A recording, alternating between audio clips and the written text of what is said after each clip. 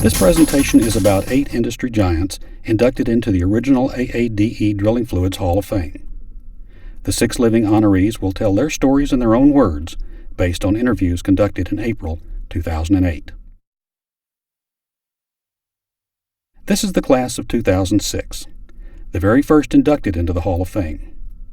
George Gray and Walter Rogers were honored posthumously. From left to right, the inductees were Tommy Monshine, Jay Simpson, Bill Chesser, Don Weintritt, Martin Chenevert, and Leon Robinson. The Drilling Fluids Hall of Fame was established by the AADE Houston chapter to recognize key individuals who have contributed to advancing our understanding and knowledge of drilling and completion fluids, and to share their accomplishments with the drilling industry in order that they not be forgotten. A secondary goal is to elevate our image as an important part of the oil and gas industry by highlighting the contributions of our distinguished men and women. These are the citations for the class of 2006 in alphabetical order. Martin E. Chenevert, for his dedicated efforts in education and landmark research and development of oil and water-based mud technology, wellbore stability, shales, and mud-shale interactions. Bill G. Chesser, for his seminal contributions to water-based mud technology, corrosion control, filtration control, shale stabilization, and dewatering. George R. Doc Gray, inducted for his co-authorship of Composition and Properties of Oil Well Drilling Fluids and his pioneer work in oil-based drilling fluid formulations.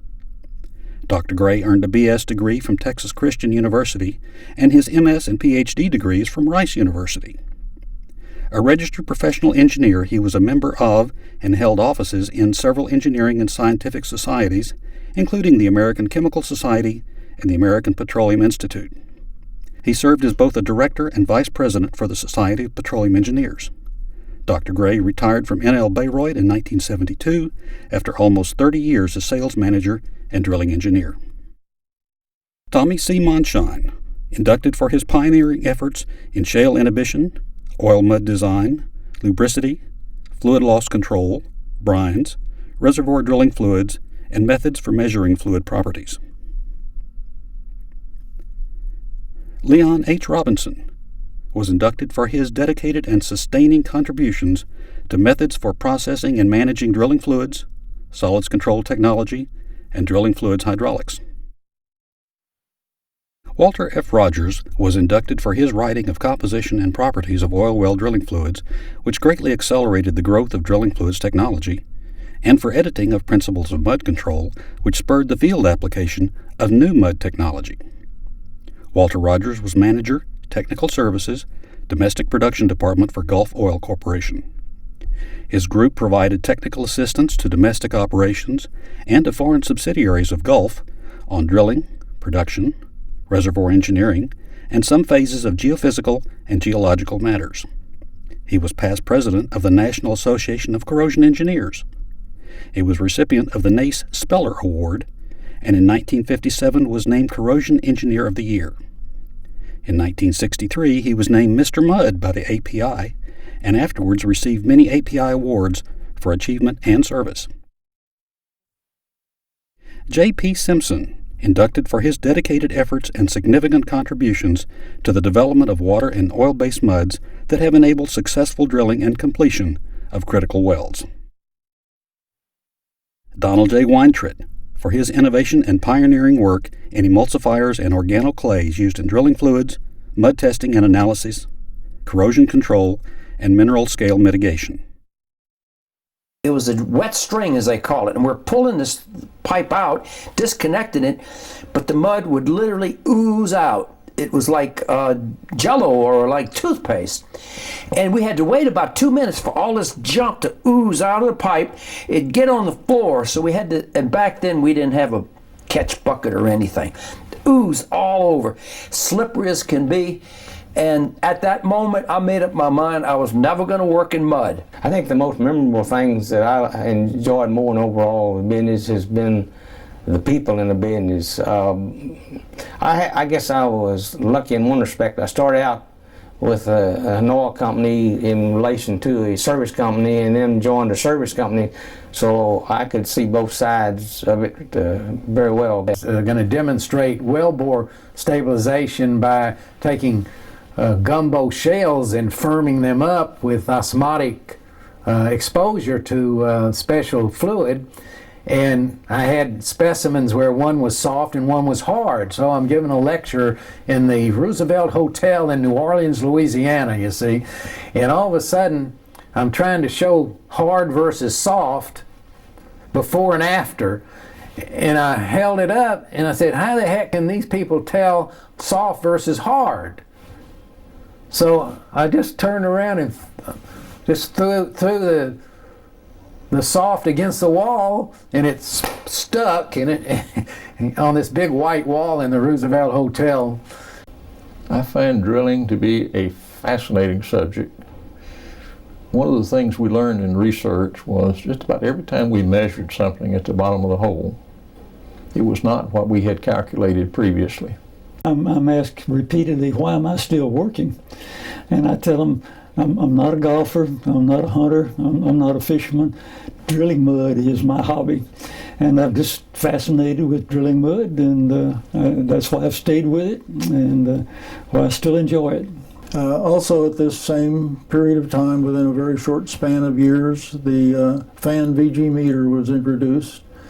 And we gradually, over a period of time, stopped using the Stormer. For a while there, we were using both the Stormer viscometer and the fan VG meter.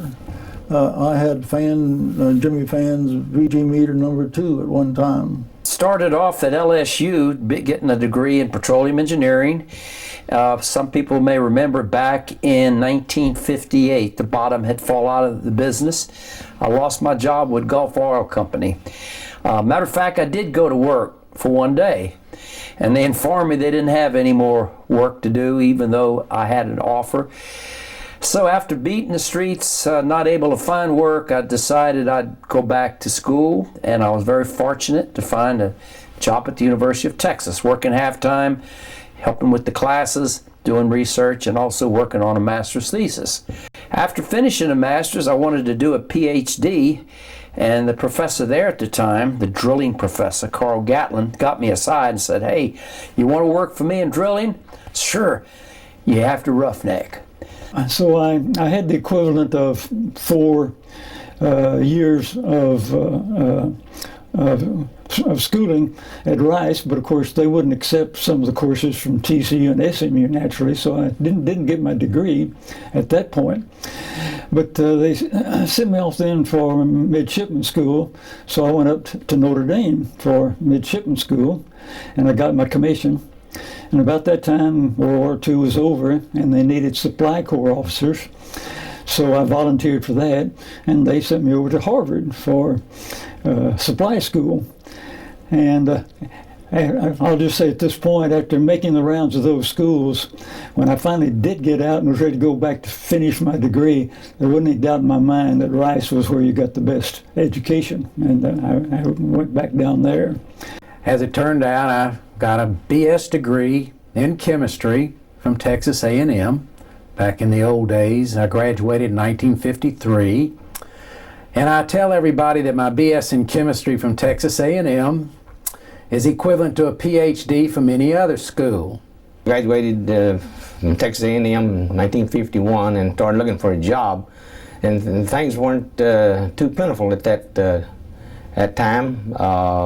But I finally looked at Sun Oil Company over in Beaumont, and they were hiring some people for trainees for mud engineer, drilling engineer, and just about everything. So we went to school with them over there, and then we were out for a year on a training program. I worked derricks. I did electrical work on wiring these old steel derricks, and worked on the floor, and we did everything. And then we finally went into working mud, and of course we ran pipe. We did the cementing, took care of what we call shell shakers in those days, so we did a little bit of everything.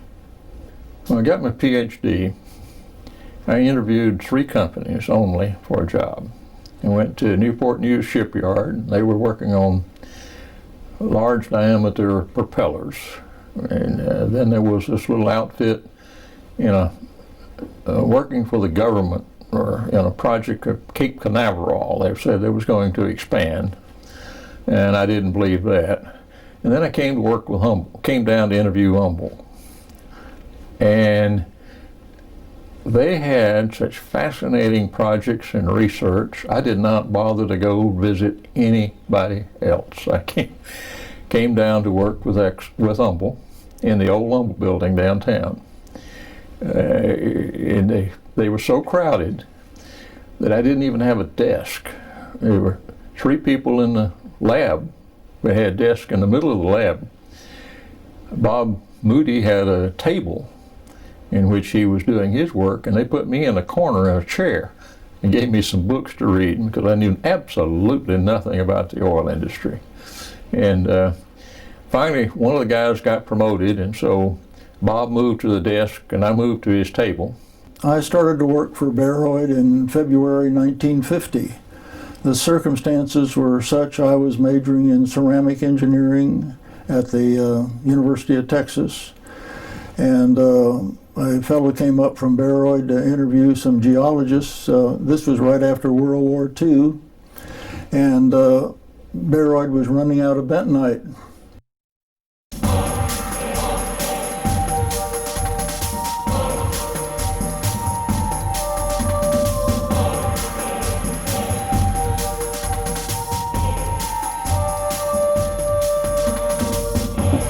I went and talked to Dr. Hartsock, who was head of the chem engineering department, and when I was there, they had an experiment that you had as a laboratory experiment, and it was one that showed how to increase the specific gravity of barite by flotation process. And when I talked to Dr. Hartsock, he said, Dr. George R. Gray with helped us set up this experiment here. He said, you might go down, he's with Baroid, and talk with him and see if he has a part-time job for it, because I just wanted to work in the afternoon. And I went down and talked with Doc Gray, and she said, fine, I could come in as a laboratory technologist. And so I did that for a year. And when I got my degree and I was ready to take a job in industry, they offered me $250 a month to stay, and I couldn't turn that down. You just didn't pass that up. So I started to work with Baroid in their lab, and also got married. And that was the happiest day of my life, to get out of the service, and I felt free. And then I came back to Houston, and there was a company lived down the street from where I was staying called Baroid. And I just went and interviewed for a job there, not knowing what I was getting myself into. And darn if they didn't hire me. So that was the beginning of a career in drilling mud at Baroid. I worked in the lab, and then I went through a little indoctrination, if you might say, and spent 24 years with Baroid, and then I had an opportunity to go with another company called Texas United Chemical, or Texas Brine, and I spent another 20 years with them, and spent 45 years in the industry, mostly in laboratory or product development and technology. Tommy Munchine, a true character, a fantastic mudman, and he did work looking at what you needed to do to the water activity of a water-based mud to make it work before he was really aware of the of that concept, but he just found that you could put dissolved salts in or put things into the water-based mud that would lower we found out from dealings with Martin that what we were doing was lowering the water activity. But Tommy had actually worked out mud systems even before we knew of that concept. I was with Sun about 10 years, well, actually about 11 years, and I went to work for a company called Millwhite Mud Sales. For about 3 years or 2 years, it was Millwhite Mud Sales, and then they changed it over to Millchem. That's the great thing about it is when you work, the people are just part of it. And if the people are nice and congenial and all that, then you have a nice congenial atmosphere and a nice work atmosphere. And the Bayreuth lab people were really great. And Jay Simpson was the one that hired me, and he was always very encouraging and supportive. And it was a nice experience to work under that climate, if you will. And the atmosphere was, you were kind of free to think and develop, you see. And in that atmosphere, it just kind of encourages you to be imaginative and creative. After about 4 or 5 years, I went in, they transferred me back into the research laboratories there, and I started working mainly on lime-based muds. That was a big deal then, and the big problem was temperature stability of lime muds. So we started working on that. About 1957, I was transferred from the manufacturing of raw materials into the drilling fluids group. Well, my first job there was oil-based muds. At that time, Oil Base Incorporated and Kenex, I guess, out of California. Those two oil muds were used out there as drill-in completion fluids in the Los Angeles Basin and parts of California.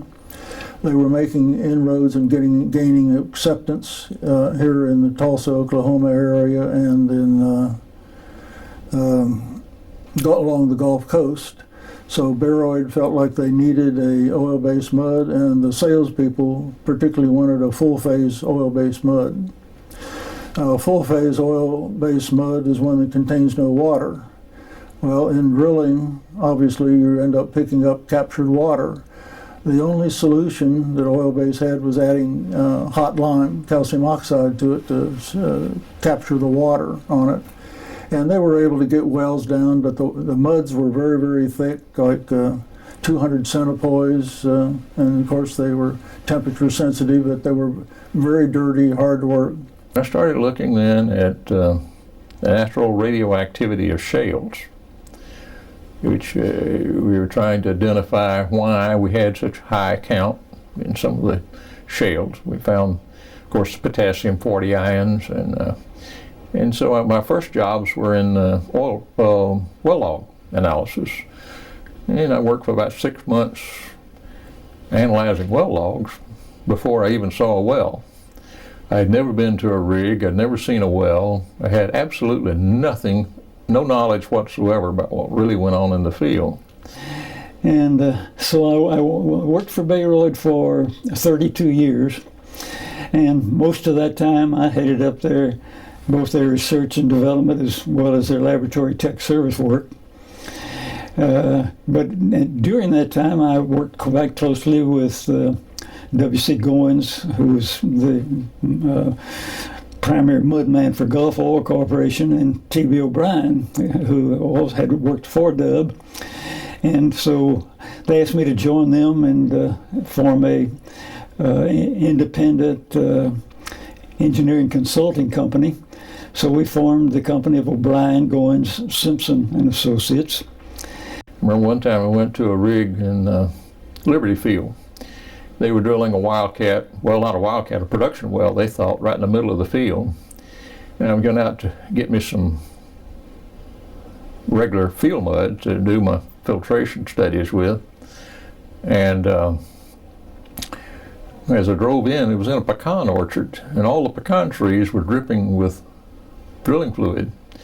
and went to the company man and said, I need 5 gallons of drilling fluid, mud. He said, we don't got any. They'd had a blowout, and apparently it was a small lens of gas in a pocket that they didn't know was there right in the middle of the field. And it emptied their mud tanks completely.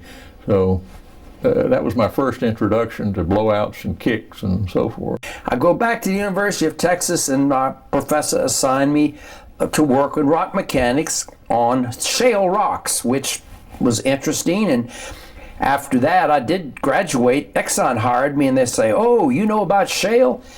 Well, shale give us a real trouble in the wellbore. The wellbore falls in. We assign you wellbore stability. I worked for Exxon Research for 12 years, and then I had also worked with Exxon in the well control business. And the University of Oklahoma hired me. They wanted someone to build a well control center. That is, to a 5,000-foot well with all the controls. And so I agreed to do that, as well as teach petroleum engineering, and it turned out to be a nice monetary increase, but it was a very difficult challenge running 2 jobs. I found that out pretty quick. So I taught at OU for 2 years, and then I decided I'd come back to Houston with my family. And then I had a small consulting business for 7 years. Then I went and got an offer from the University of Texas to teach, which is what I've always wanted to do. And I've been at the University of Texas for about 21 years now. World War II there was a real shortage of cabraco. People, they were using it to tan boots and leather for the soldiers and so forth. So they started looking at a product, and it came out to be a calcium lignosulfonate. A lot of people needed old Kimbrake, and so we started trying to improve that and give us increased temperature stability. From that then I got into trying to make rocks fail, and I did a little project on pumping explosives down a wellbore. Tried to drill with, spent about 5 years developing shape charges, putting them in plastic cylinders and pumping them to the bottom of a wellbore with an open-ended pipe, with the idea that we're not going to drill with a bit anymore. Came that close to being successful. I worked for Baroid for 19 years. I ended up in 1969 the supervisor of the oil field product laboratories. So we had maybe 30 people working for me at that time. And then I was offered a position at the Central Research Laboratory in Hightstown, New Jersey, which is just outside of Princeton. National Lead Company decided to put together a group to develop products that the company, and the only investigations were in businesses that the company was not presently in, National Lead Company not presently in.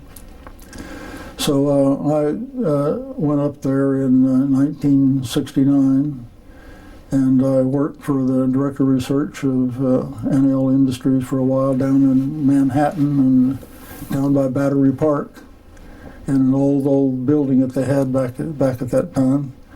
And then I ended up moving to Hightstown Laboratories, where I was assistant director of the Central Research Laboratory.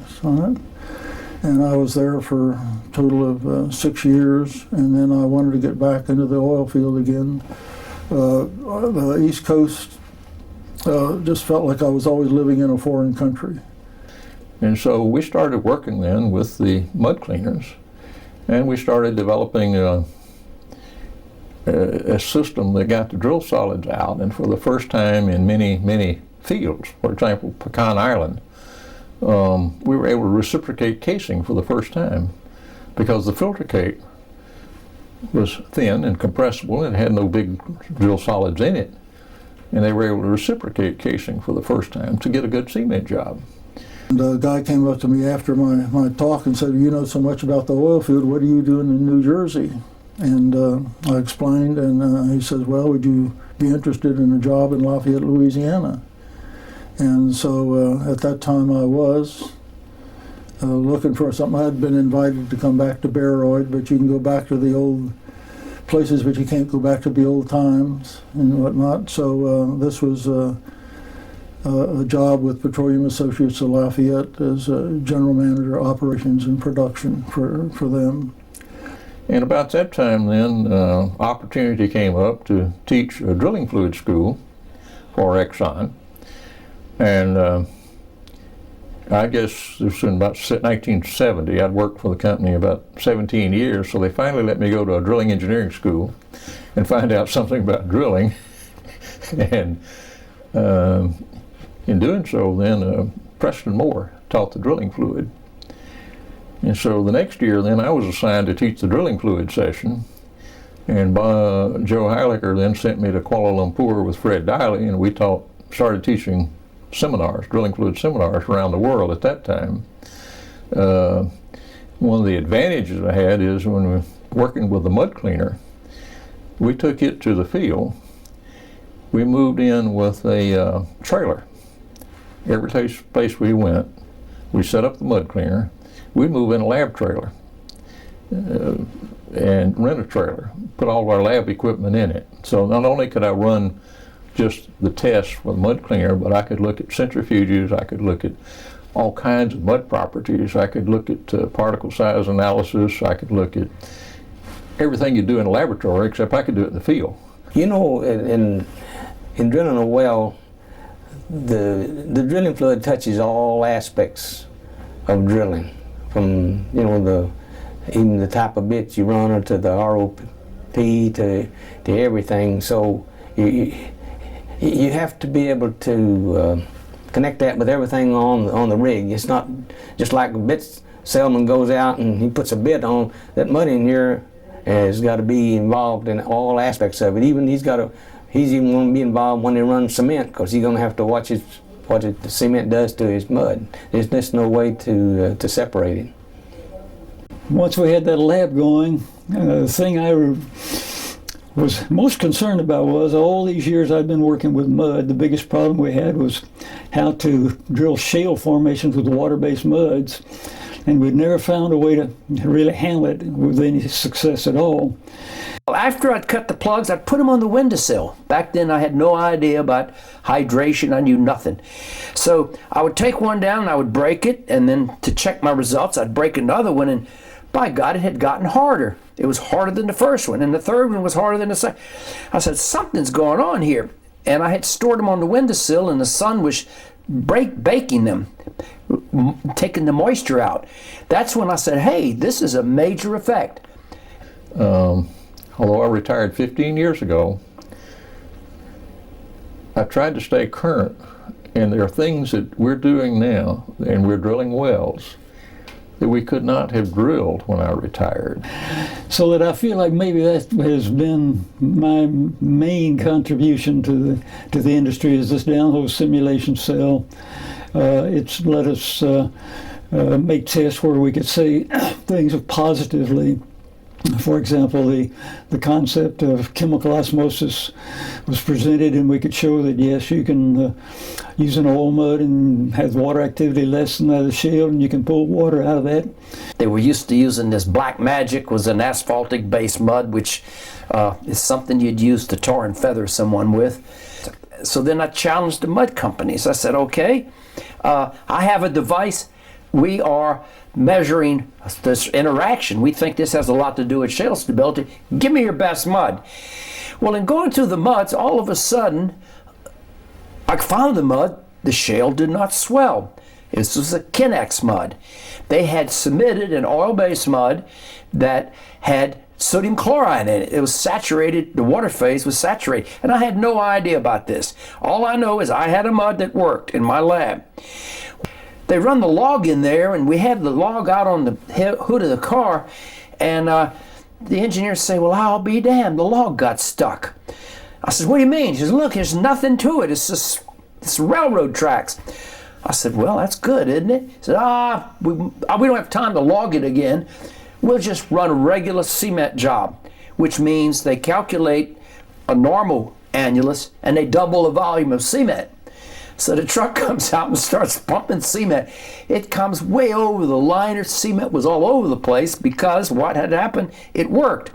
So that we were extruding invert emulsion dry form chopped up, ground it, and put it in bags, and that was called Invermol. And one of the ways of showing the safety of this was one of our primary additives was to show that this was a safe fluid to use, even though it costs more than using least crude.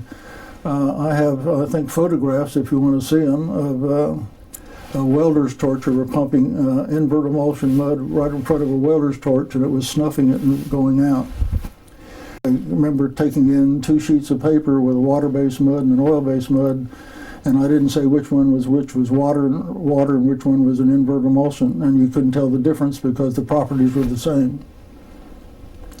And that's what I think helped, at least from our R&D and development end.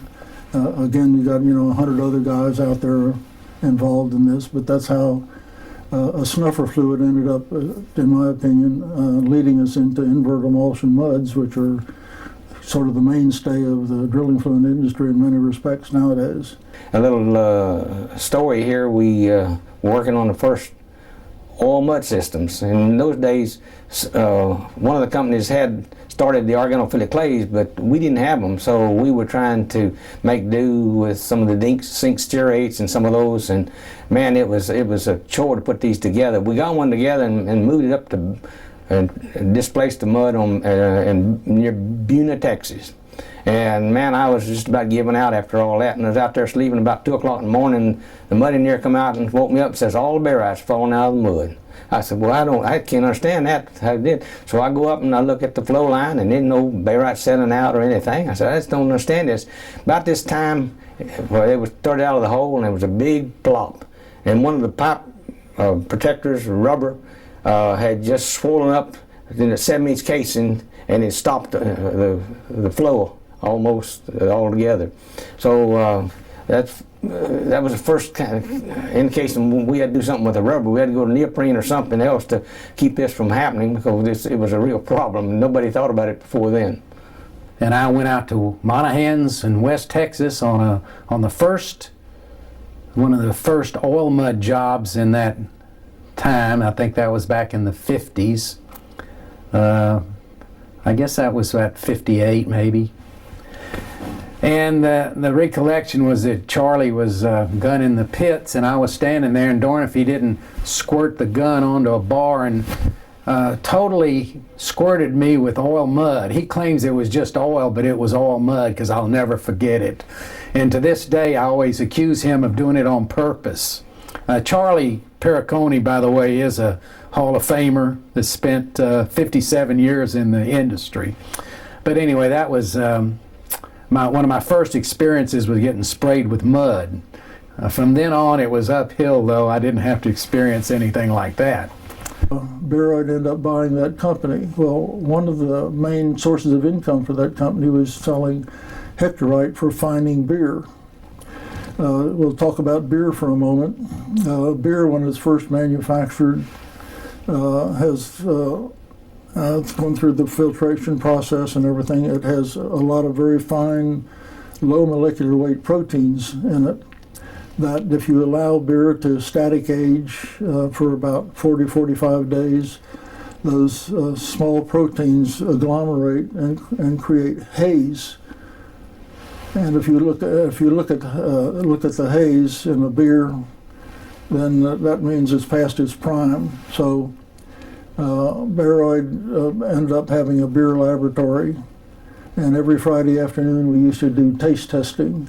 Well, I played baseball at Rice. I got there in 1944, I guess it was, and I played second base, and then the next year I played third base. I'll have to admit that I was a glove man. I wasn't a hitter, but I'd bloop a little hit over the infield enough to where they'd keep me in the lineup, and enjoyed that very much. So we get in the car, and the gent pole truck takes down the road, but he forgot to put the pole down. So here we're going down the road, and this steel pipe is sticking in the air, breaking the electric wire, all the wires for the whole town. And the wires would pop and spark like crazy. Well, the French driver in my car would blow his horn. The harder he'd push it, the faster this guy would go, thinking to speed it up. But that, I'm telling you this story because the next morning I get this call from Houston saying, "Hey, Martin, what in the world's going on?" I says, "What do you mean?" "Well, on the drilling report, they say Monsieur Chenevert has turned out the electricity in the whole town of Givon," or something like that. So from then on, I was known to have destroyed. I mean, it was a joke, really, more than anything else. Thank God for that. I explained what happened. But so you get a reputation in the oil business in very funny ways. Then I guess I had some other manufacturing problems. One of them was at that time most of the barite used in the Gulf Coast came from Magnet Cove, Arkansas. That was a froth flotation process. And the problem in the field was if in drilling they had a blowout and they had to weight up the mud rapidly, they dumped the barite in, but they couldn't build the weight up because of foaming density on it. So that was a problem that I was giving. Roughnecks were nice enough, but they didn't really think too much of mud engineers. You know, they thought they was kind of useless. But what you had to do is get in next to the derrick man, because he was the one that was running the mud, and you get his okay, then you can make it pretty good. When I started with Bayrod, Bayrod had a lab in Los Angeles, a lab in Tulsa, and a lab in Houston, and they had a mudman in each of those places, a mudman. I never will forget Les Jones was the mudman in Houston. And so when I went to work for them, they had me go out on a well with him just for, get the experience. Les went out there.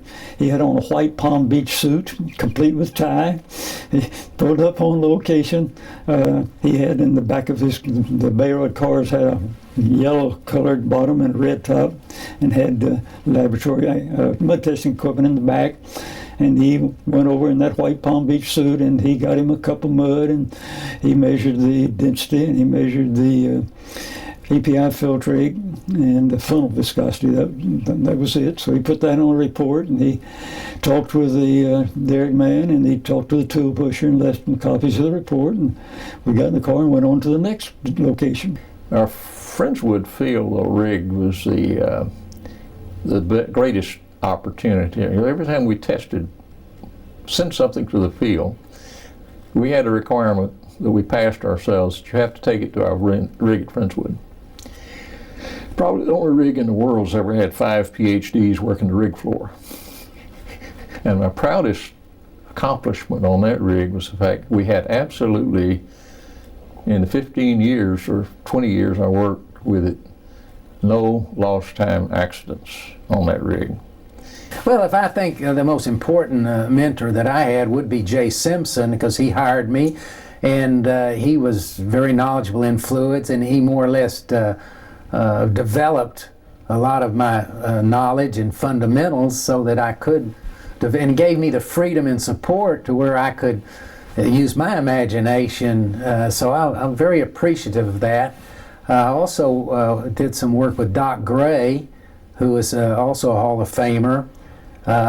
He passed along a lot of very important information that gives you a basis for development. Well, a good quest would be to leave a legacy in terms of technology that's been developed. And the best way to do that then is to write what we call the Encyclopedia of Drilling. We hope to have something like 20 books or more that capture all the technology of major components of the drilling operation. Oh my goodness sakes, I've had many mentors. Going back to my BS degree level, I had old Murray Hawkins, who taught me many things. He had many favorite phrases, and I still use them today.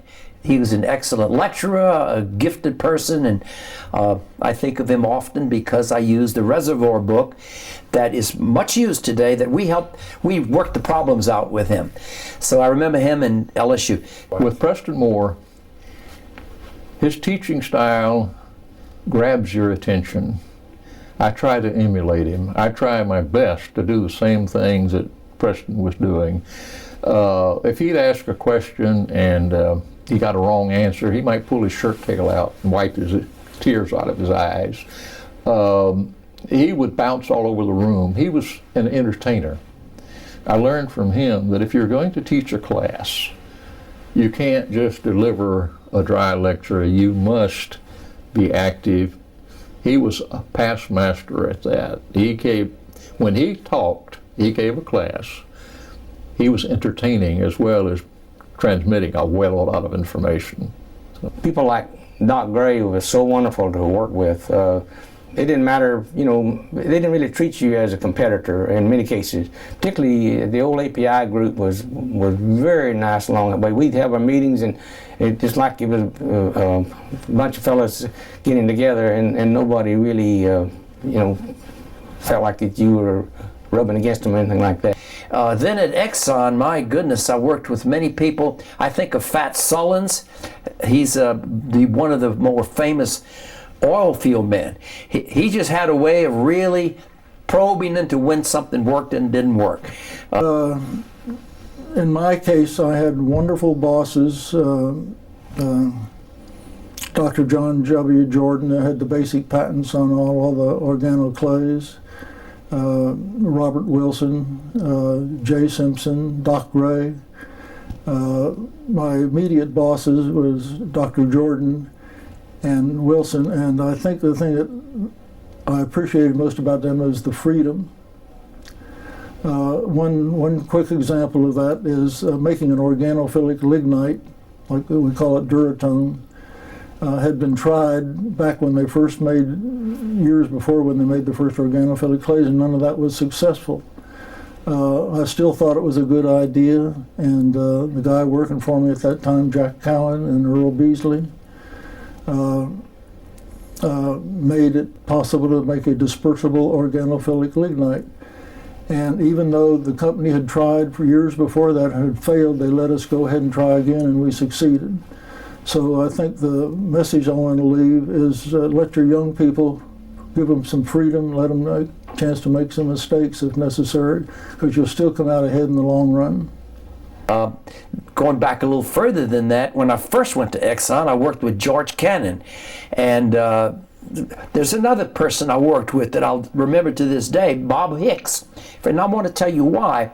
He was working on the King Ranch, and I was there helping out with some muds, and he pulled me aside to tell me a story. He asked me one day, he says, "Do you know how the term leak-off test originated?" I said, "I don't know. Everybody knows leak-off." "Well, let me tell you the true story." He says, "I was working on the King Ranch, and we were having lost circulation problems. So we were getting ready to come out of the well, and I said, well, let me just for kicks," he said, "I'm going to close the well in, and I'm going to create a fracture, see how much pressure it'll hold." So he did all that, and he calculated the mud weight, the maximum mud weight. And he put this on his drilling report. He says, maximum mud weight, let's just say 13.5 pounds per gallon, obtained by fracturing well. Well, the next day the boss calls him in there and he says, "Bob," he says, "you fractured the well?" And he says, "Yes, sir. I got the answer, and now I know." "Yeah, don't you ever fracture that well. You do that one more time, you fracture a well, and I'm going to run you off location, and you're going to have to go find another job." "Oh, yes, sir. I'll never do that again."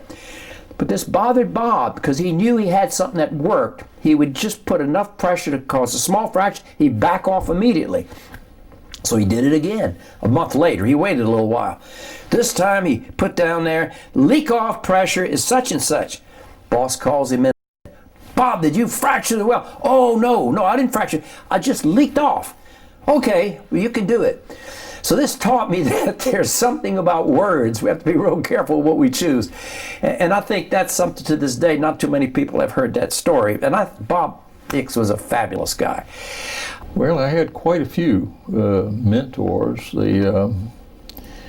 I guess the best mentor I had was Fred Diley, who was a mechanical engineer, PhD, that initially joined the Jersey Production Research in Tulsa. He had the uncanny ability to sit and look at reams and reams of computer printout all day long, look at the numbers, and assimilate what they were meaning and look at trends without ever having to plot it. He was also very fastidious in his presentations, and when he put together slides for our talks, he traveled with me around the world teaching these drilling fluid seminars. And from him I learned a great deal about formatting and teaching classes. One of the most memorable things I had earlier on was our drilling superintendent at Sonora, called Big Boy Williams, and he was an excellent teacher, but he was also very strict. Sonora came out with a policy that you would no longer ride the bales up to go to work derricks. You'd have to climb the ladder, and then they had a assist built where it would help you go up there. Well, to make a long story short, a big boy come up on the floor one day and they starting out of the hole, and this guy was on the bales riding up. He told the driller to stop and said, "Bring it down a little bit." And he went over and got him a piece of soft line, rope. He got him a piece of soft line. He brought this guy down, said a little bit more, and he got him to about the right position and went around his hind end and bam, hit him about 4 times with that rope. And he told him, "Okay, come on down." And he says, "Young man, you're not going to ride them bales anymore." "No, sir, I'm not." Well, the point I'm making is that this guy took this to heart. He didn't do it today. Big Boy would probably be in jail if this happened, but then that was just the way you handled things. The advice that I give young people at the university, it's a thought of eventually would like to pass on. It was told to me to follow your bliss. That is to know what you like to do, and if at all possible, work in that area. The youth, the students, the professionals that are coming into the industry are probably much better prepared educationally than I was when I entered the group. Their education is far more practical. Mine was more academic. As I've grown older, I've developed a little bit of wisdom. I believe that people tend to end up where they're supposed to be. And I don't think it's an accident. I think that for some unknown reason, people end up in, say, in the fluid business by some attraction or something that is, I guess you'd call it miraculous, or energy field or something. You just end up where you're supposed to be. It's just an intriguing business that captures the imagination. Well, obviously, I think the oil industry is one of the greatest business, and obviously it's going to be in the foreseeable future. There will be some ups and downs, like we used to. It cycles quite a bit, but I just say hang in there, because you're probably in the best area you can be. Just apply yourself and stay after it. It's not always easy, but you just have to stay after it and don't give up. It's been a tremendous blessing for me, because I have had a great time doing it. Well, I'll just like to say thank you for a fine ride, and enjoyed it immensely, and hope I can be around a few more years. Well, I recall the thing I said when I was Offshore Technology Conference gave me an award, and I was speaking to them, and I said to you young people out there, if you're interested in really getting the most out of your work, and perhaps some of these days getting an award, I'd say to you to work hard, to work smart, and work a long, long time.